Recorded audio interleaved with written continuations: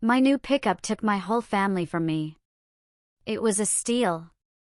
The call hit at 3:14 a.m. that Tuesday. I wasn't asleep. I was already awake, sitting in my kitchen there. You know that feeling when one single decision changes everything? For me, that decision was buying a truck. A beautiful, powerful, black Ford F-350. But this wasn't just a vehicle, it was the spark that ignited a family feud so brutal, so utterly shattering, it literally cost me my entire family. And looking back, it was the best damn bargain I ever made. Wanna know how a truck can do all that? The call came at 3:14 a.m. on a Tuesday. Not from my bed, though. I was already up, surrounded by spreadsheets, the kind of numbers that had been gnawing at my sleep for 3 days straight. My sister, Charlotte's voice, crackled through the phone, so shrill, so loaded with pure venom, I actually pulled the phone away from my ear. "You selfish witch," she shrieked. "Do you have any idea what you've done?" I remember setting my coffee mug down so carefully, watching the steam curl in the dim kitchen light. "I bought a truck, Charlotte," I told her, my voice unnervingly calm. "A Ford F-350. Crew cab, extended bed, the works. Cost me $48,000. The silence that followed stretched, thick and suffocating. When she finally spoke again, her voice had dropped, dangerous now.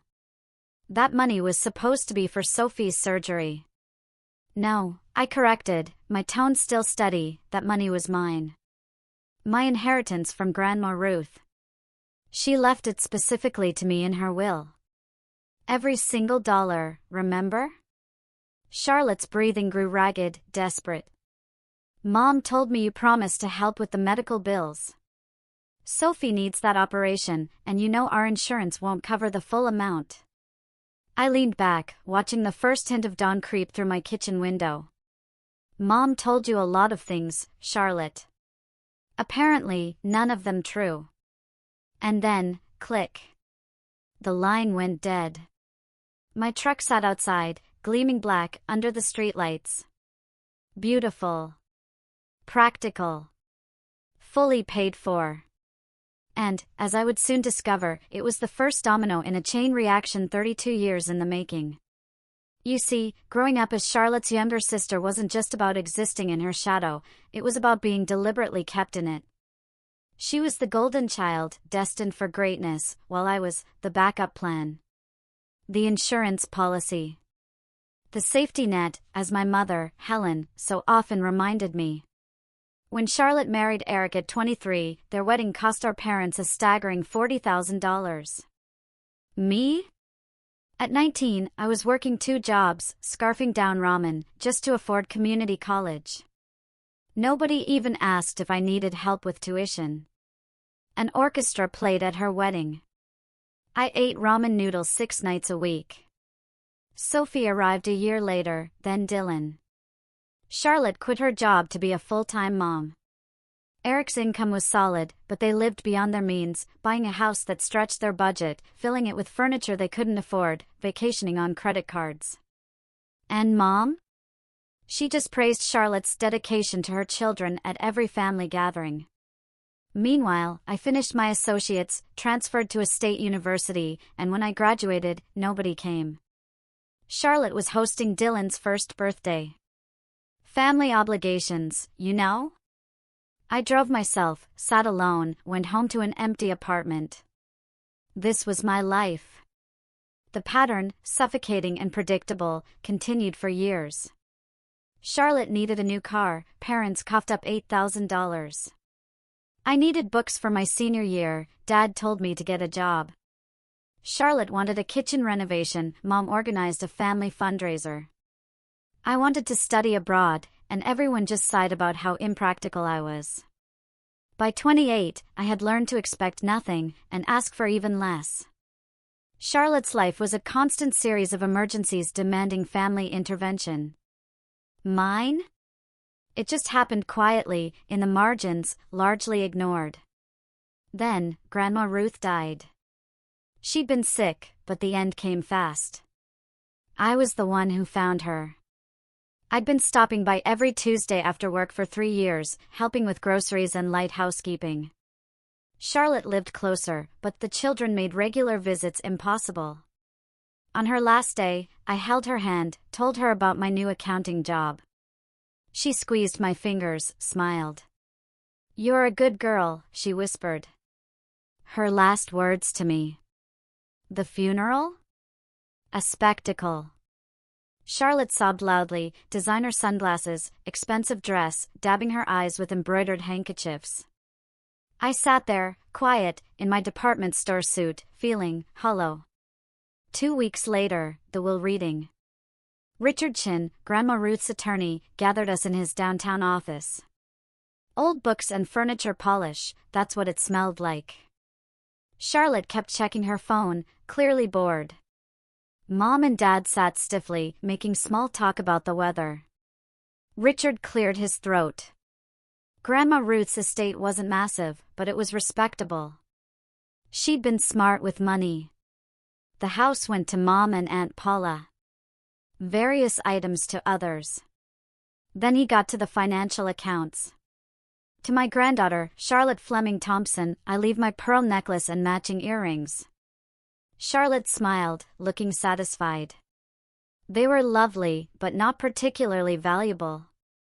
And to my granddaughter. Richard continued, and my spine straightened. I leave the entirety of my savings and investment accounts, currently valued at approximately $163,000. She has shown me consistent kindness and attention without expectation of reward. Her character deserves recognition. The room went utterly silent. Charlotte's mouth opened and closed like a fish. Mom's face turned an alarming shade of crimson. Dad stared at Richard like he'd just announced the earth was flat. That can't be right. Mom finally choked out. Mother wouldn't have done that. She loved both girls equally. Richard's expression was professionally neutral. I assure you, Mrs. Fleming, the will is clear and legally binding.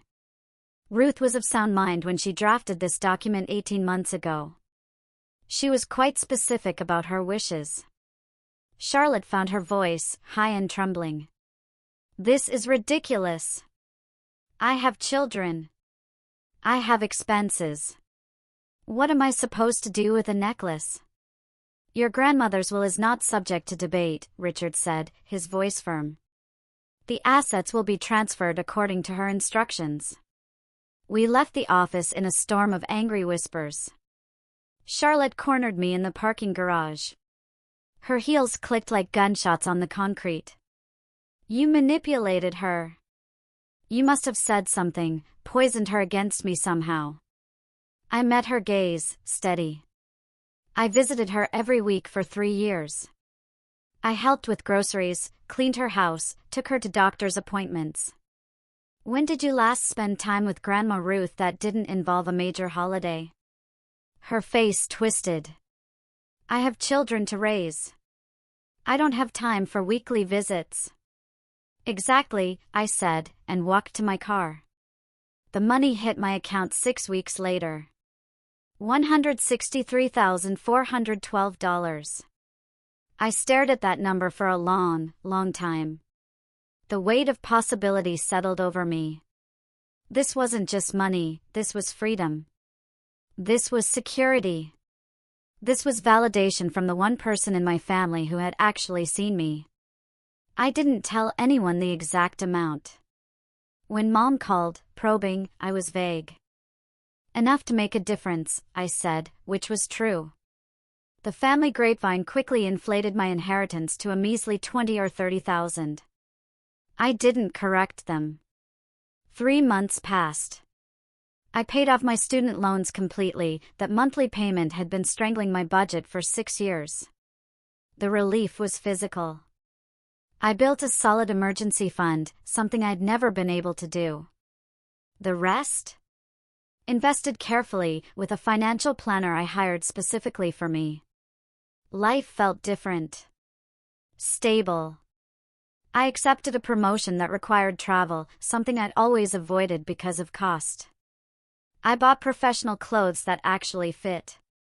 I started saving for a house down payment. Then Sophie got sick. The diagnosis was serious, but treatable, a congenital heart defect. She needed surgery. It wasn't experimental, not particularly risky, but it was expensive. Eric's insurance covered about 60%, leaving Charlotte and Eric responsible for roughly $40,000 out of pocket.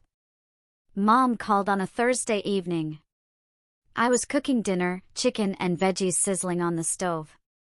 The normalcy of it felt surreal.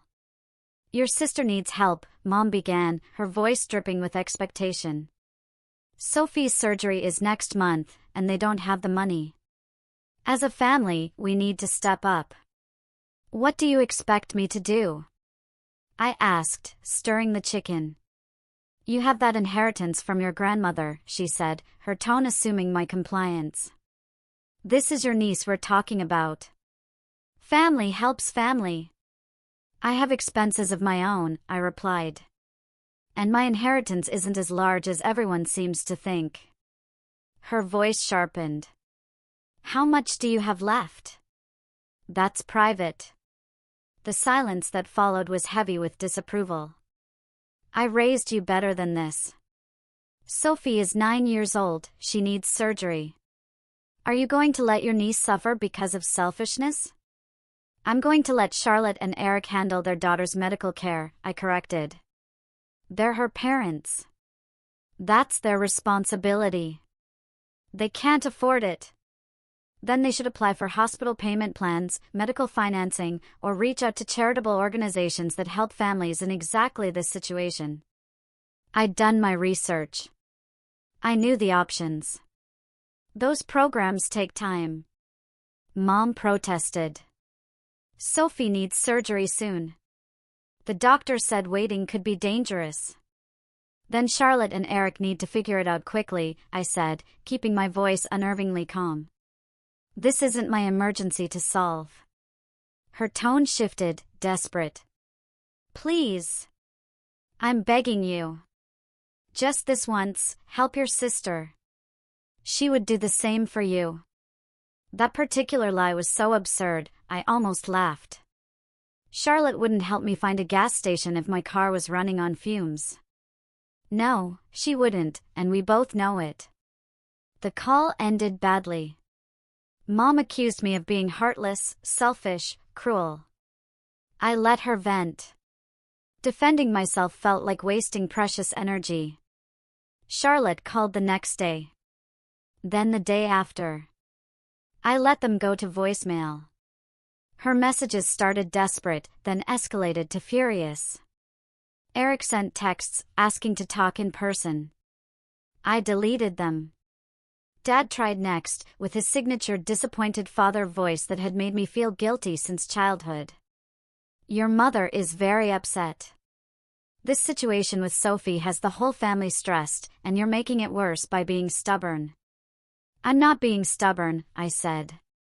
"I'm declining to give away my inheritance to cover expenses that aren't my responsibility. Sometimes family means making sacrifices. I've been making sacrifices my entire life." I shot back. "When does Charlotte make some?" He sputtered, caught completely off guard. The conversation died awkwardly. 2 weeks passed. The pressure from my family became a full-blown assault. Aunt Paula called to share her disappointment. Cousins I hadn't spoken to in years suddenly had opinions about my character. Helen sent daily texts with photos of Sophie, accompanied by gut-wrenching captions about innocent children who deserved healthy futures. I blocked most of them. Charlotte's campaign went public. She posted on social media about their struggles, carefully worded to generate maximum sympathy without directly naming me. Friends and acquaintances responded with supportive comments and small donations. A fundraiser at Sophie's school raised about $4,000, a drop in the bucket. The night before Sophie's scheduled surgery, Charlotte showed up at my apartment. I watched her through the peephole, pacing the hallway. I didn't open the door. "I know you're in there," she called out, her voice raw. "Please. I'm begging you." Sophie is terrified, and we're desperate.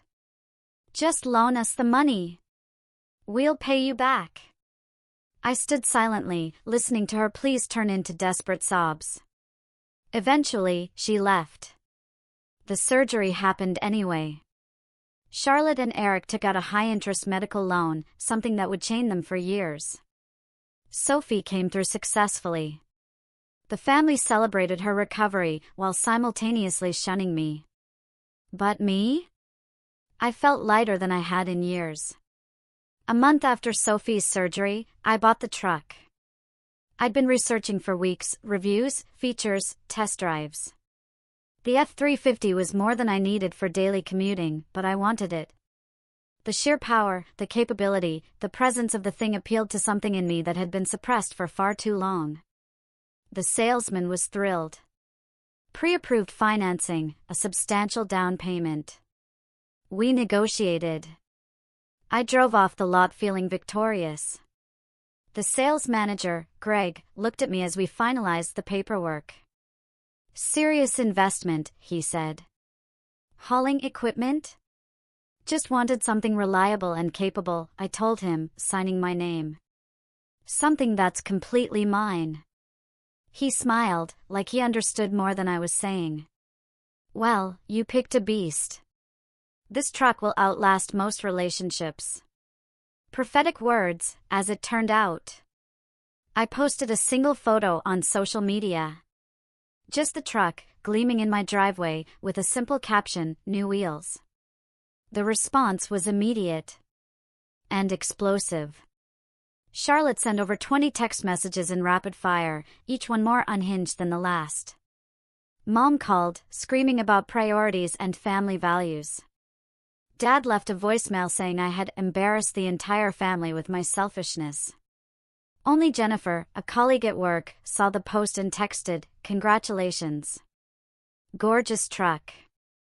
You deserve it."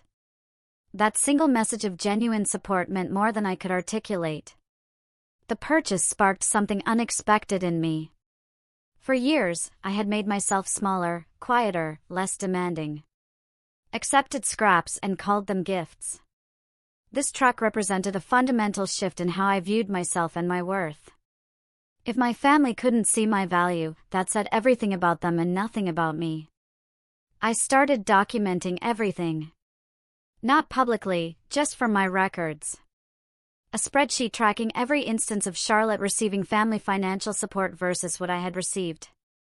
The numbers were staggering. Since Charlotte's wedding, our parents had given her roughly $137,000 in cash, down payments, emergency loans never repaid, and paid expenses. My total?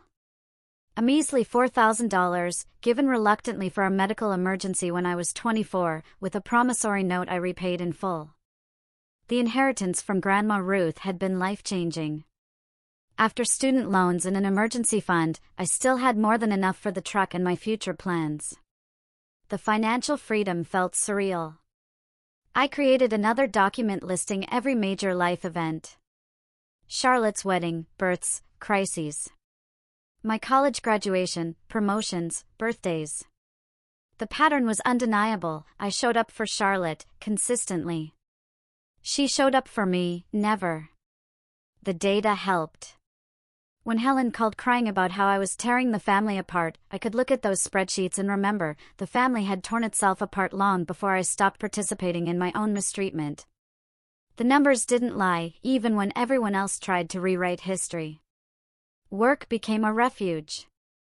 My boss, Patricia, a sharp, no-nonsense woman, called me into her office. "You seem different lately," she observed. More focused, more present. I sat, unsure. I've been working on setting better boundaries in my personal life. It's been clarifying. Patricia nodded. Good. Boundaries are essential, especially for women. People will take everything you're willing to give, then blame you when there's nothing left. She offered me a promotion to senior analyst. A substantial raise, more autonomy. I took it. "Whatever you're doing in your personal life, keep doing it," she said, studying me. You've stopped apologizing for taking up space. It suits you. The new salary meant I could accelerate my house-saving timeline by years. I celebrated by taking myself to an expensive dinner, ordering exactly what I wanted. The waiter asked if I was celebrating. Independence, I told him. Long overdue. He laughed. Best reason there is. Charlotte's social media, meanwhile, grew increasingly bitter. Vague statements about betrayal and family loyalty, transparent enough for anyone following both of us to connect the dots. Her friends rallied around her, sharing articles about toxic family members. I stayed silent. Silence, I discovered, was its own form of power. But one post particularly galled me, a photo of Sophie and Dylan, smiling, with a caption about how some people prioritize material possessions over the well-being of innocent children.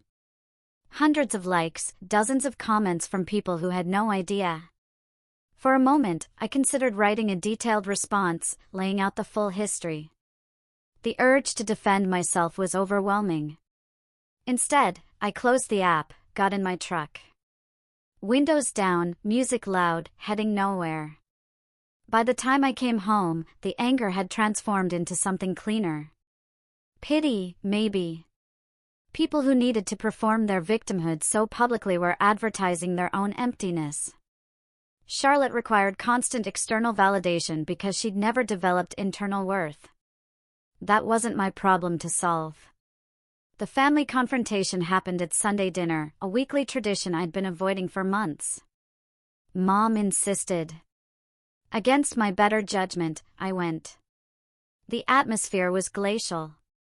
Charlotte sat at the far end, arms crossed, radiating hostility.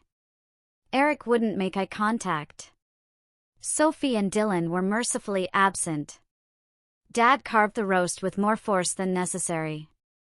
We need to discuss your recent behavior, Mom began, her tone formal, cold. Your choices have caused significant harm to this family. I carefully set my water glass down. What choices, specifically? Don't play dumb. Charlotte snapped. You bought a $48,000 truck while my daughter was recovering from heart surgery. Do you understand how that looks? It looks like I spent my own money on something I wanted, I replied. Sophie's surgery was last month. She's fine now. The timing of my purchase has nothing to do with her health. You could have helped us. Charlotte's voice rose. You had the money. You knew we were struggling. You chose a truck over your own niece. I chose financial independence over enabling your poor planning, I corrected. Sophie's medical needs are not my responsibility. You're her parents. That's your job. Helen's face flushed dark red. How dare you speak to your sister that way? Charlotte has devoted her life to those children. The least you could do is show some support. I've shown support for 32 years, I said, keeping my voice level despite the adrenaline surging through me. I showed support when you paid for Charlotte's wedding but told me to take out loans for college. I showed support when Charlotte got a new car and I got advice about public transportation. I showed support when every family gathering revolved around Charlotte's needs while mine were dismissed as inconvenient. The table went silent. Dad's knife hovered over the roast, forgotten. Grandma Ruth saw it too, I continued. She watched this family treat me like an afterthought for my entire life. That's why she left me her money. Not because I manipulated her. Because I was the only one who cared enough to spend time with her when she had nothing left to give. That's not fair, Mom whispered. Fair? I laughed, a harsh sound. You want to talk about fair? Charlotte's had 3 decades of preferential treatment. Every resource, every opportunity, every bit of attention went to her. And now you're angry because for once, I'm putting myself first. Charlotte stood abruptly, her chair scraping loudly. You're a selfish, horrible person. When you need this family, don't come crying to us. I won't, I promised. I've never been able to count on you anyway. I left before dinner was served. The drive home in my new truck felt like flying.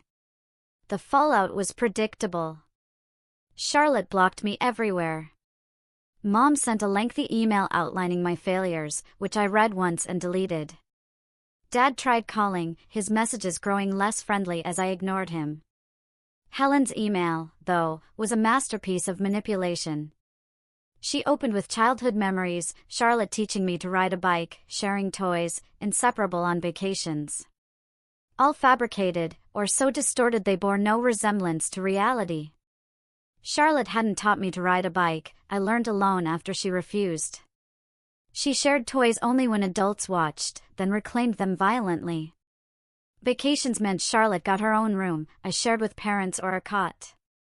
Mom's email ended with dire predictions, you'll end up alone. Nobody will want to be around someone so selfish and cold. When you're old and need help, don't expect this family to be there for you. The irony was almost funny. I was already alone by their definition. Had been my entire life, despite being surrounded by them. Their version of togetherness required my constant sacrifice and silence. If that was the price of belonging, I'd rather stay isolated. I drafted 17 responses, each more cutting than the last, citing specific incidents, quoting conversations, showing their revisionist history.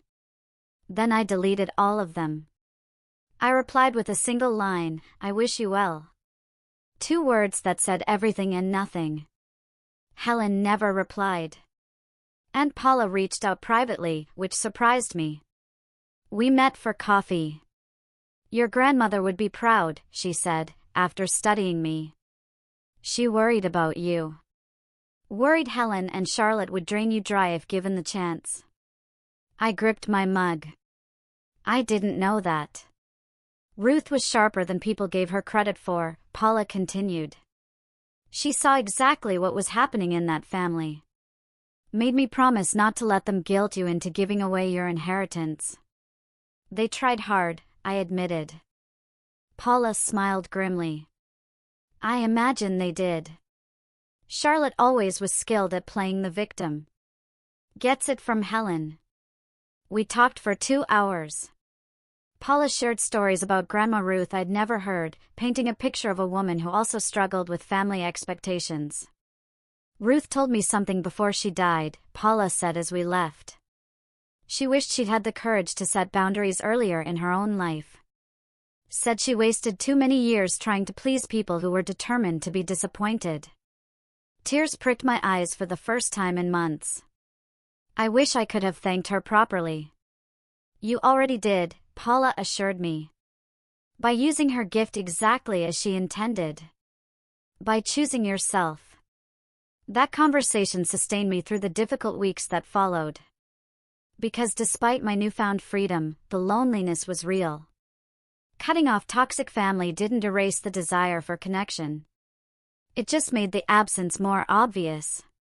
But I started building new relationships. Jennifer from work became a genuine friend. We had weekly lunches, discussing everything. She had her own complicated family drama, an alcoholic brother, enabling parents. We understood each other's boundaries without judgment. My therapist says that people who've never had to set hard boundaries always think you're being cruel, Jennifer told me over Thai food. They don't understand that sometimes the cruelest thing you can do is keep participating in dysfunction. I nodded. My mom acts like I abandoned the family, but I was never really part of it to begin with. Exactly, Jennifer said, pointing her fork. You can't abandon a place where you never belonged. My truck, meanwhile, proved practical. I helped Jennifer move apartments. I volunteered with a local charity building homes for low-income families, using my truck to haul supplies. The looks of surprise when I showed up in a massive pickup and actually knew how to use it were satisfying. This volunteer work introduced me to an entirely different community. People who showed up, kept commitments, didn't expect praise for being decent. Maria, the site coordinator, a retired contractor, told me, "You've got a good work ethic. Most people show up once, take photos, disappear. You keep coming back. I like the work, I said. Honestly, it's nice to build something real. See actual results from your effort. That's rare, Maria nodded. Most people want credit without effort. She glanced at my truck. That vehicle's been invaluable, by the way. Saved us probably $2,000 in delivery fees this month alone. The acknowledgement felt good. Not performative gratitude designed to manipulate, just honest appreciation for tangible contribution. This was what healthy relationships looked like. Reciprocal. Respectful. Based on mutual benefit rather than one-sided extraction. Through this, I met others who'd walked away from toxic families. Keith, who hadn't spoken to his parents in 5 years after they stole his identity. Stephanie, whose siblings only contacted her for money. These people became my chosen family. The family that actually functioned like families were supposed to. We helped each other move, showed up for birthdays, offered support. The reciprocity was revolutionary after a lifetime of one-way relationships. 6 months after buying the truck, Charlotte's marriage imploded. Eric left her for someone younger, less demanding. The divorce was messy, public. Charlotte moved back in with our parents, Sophie and Dylan in tow. Mom called. Your sister is going through a difficult time. She could really use your support. She has you and Dad, I replied. That should be enough. Can't you put aside your differences? Family should stick together during hard times.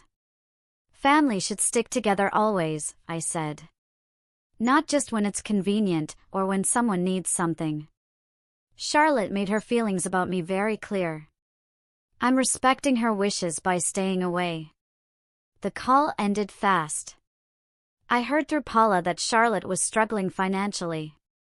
Eric's child support was irregular. She'd gone back to work part-time, but her decade-old resume wasn't cutting it. Helen and Marcus were supporting 3 extra people on their retirement income, causing tension. None of it was my problem. My life moved forward. I started dating Travis, a software engineer I met at a work conference. He thought my truck was cool and mercifully had no complicated family drama. We took weekend trips, camping and hiking in places I'd never had the freedom to explore. A year after that Sunday dinner confrontation, Sophie's school held a spring fundraiser. An invitation arrived in my mail, clearly sent by mistake to their old address. I studied the colorful flyer. And I went. The event was in the school gym, streamers, balloons, families everywhere. I spotted Charlotte immediately, near the entrance, collecting tickets. She looked tired. Her clothes had seen better days. Our eyes met. I saw the shock ripple across her face the moment she recognized me. I lifted my hand in a small wave, then walked past her. Sophie found me at the ring toss booth. She'd grown taller, her face thinner, more mature. Older than her 11 years. The surgery scar was visible, a thin line she'd carry forever. Aunt, she said, hesitantly. I didn't know you were coming. I saw the invitation, I replied. Thought I'd check it out. How are you feeling? She touched her chest. Good. Doctor says everything healed perfectly. I'm glad. We stood in awkward silence. Then Sophie spoke again, her voice quiet. Mom says you're mad at us. I crouched down to her level. I'm not mad at you, sweetheart. You didn't do anything wrong. Sometimes adults have disagreements that are complicated and not really about the kids at all. She says you didn't help when I was sick because you don't care about me. The words hit harder than I expected. I took a breath, choosing my response carefully. That's not true. Your mom and I have some problems between us, but they have nothing to do with you. I'm sorry you got caught in the middle. Sophie studied my face, searching. Whatever she found seemed to satisfy her. She nodded slowly. Okay. Then she ran off to rejoin her friends. I straightened, feeling Charlotte's glare burning into my back. I didn't turn around. I spent an hour there, bought some cookies, made a donation to the music program. Then I left, driving home in my truck, windows down, music loud. 2 years have passed since I bought that F-350. My relationship with my birth family? Still fractured. Still distant. Mom sends occasional texts I usually ignore. Dad pretends I don't exist. Charlotte and I haven't spoken directly since the fundraiser, though I hear updates through Paula's carefully neutral reports. Sophie is thriving, Dylan is doing well, and Charlotte is slowly rebuilding her life. Eric remarried, moved out of state. The family drama continues without me. And I sleep better at night knowing I'm not part of it. My truck runs beautifully. I've put 30,000 miles on it, taken it on camping trips across 3 states, helped friends move, hauled supplies for projects. It's been worth every single penny. People ask sometimes if I regret my decision. If I wish I had handled things differently. Maintained family relationships at the cost of my boundaries. The answer is simple. No. That truck cost me my entire family. Every relationship I had spent 3 decades trying to maintain, despite consistent evidence they weren't worth maintaining. It cost me the illusion of belonging somewhere, of being valued by the people who were supposed to love me unconditionally. And it was the best bargain I ever made. The freedom to live without guilt, without constant demands, without being treated as a resource to be exploited, that is priceless. My grandmother understood that. She gave me the means to break free, and I used them exactly as she hoped I would. I drive past my parents' house sometimes, usually by accident. The driveway is always full now, Charlotte's aging sedan, other cars belonging to people stopping by to help or visit. The house looks smaller than I remember, less significant. I don't slow down. There's nothing there for me anymore, if there ever really was. My life is mine now. My money. My choices. My future. The truck sitting in my driveway represents everything I reclaimed. Every boundary I set. Every time I chose myself over people who only valued me for what I could provide. Was it worth losing my family? They were never really mine to lose. They were conditional relationships, based on my usefulness and compliance. When I stopped being useful and compliant, the relationships evaporated like they had never existed at all. The truck is still here, though. Solid. Reliable. Mine. So, I've told you my story. My truck, my family, my freedom. I'm really curious to hear from you. Have you ever had to draw a hard line with family? What did it cost you? And was it worth it in the end? Let me know in the comments below. I read every single one.